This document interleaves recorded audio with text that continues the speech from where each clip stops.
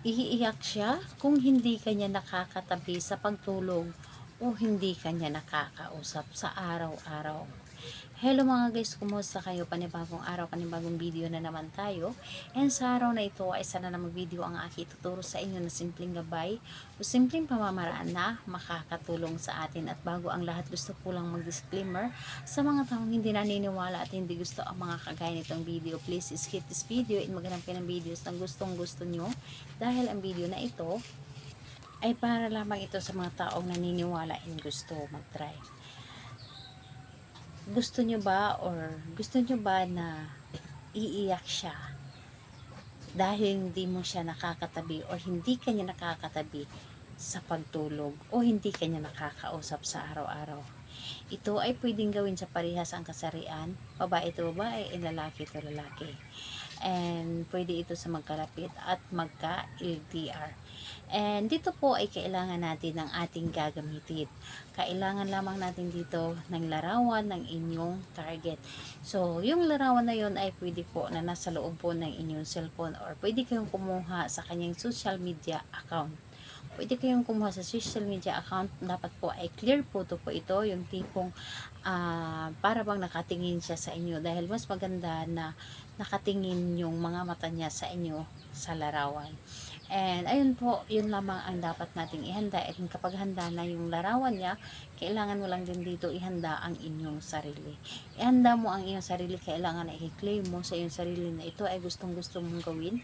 Ito ay agawin mo dahil mahal na mahal mo siya or gusto mo siyang paiyakin, and kailangan na buo ang inyong loob, tiwala, paniniwala sa paggawa nito at hindi ka nagdadalawang isip. Dahil kapag nagdalawang isip ka ay huwag mo na lamang itong gawin para hindi po masayang ang inyong oras. So, ayun po. Kapag ready ka na ay pwede mo na itong simulan.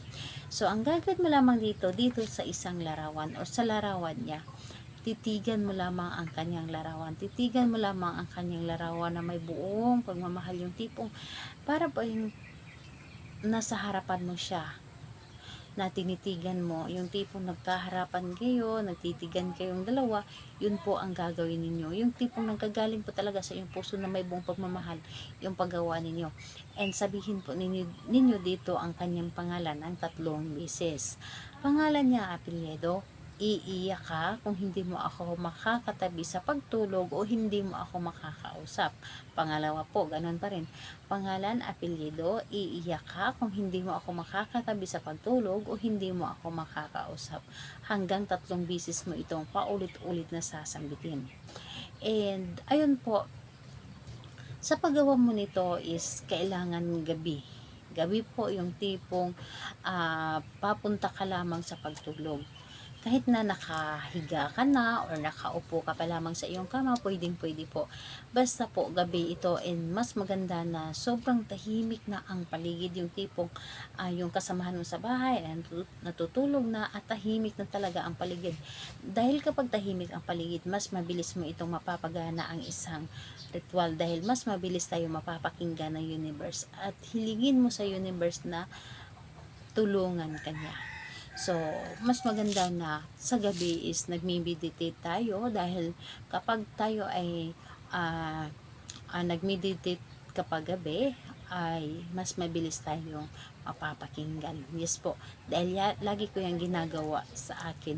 Kapag gabi na, kapag natutulog na yung mga kasama ko sa bahay at ako na lamang mag-isa na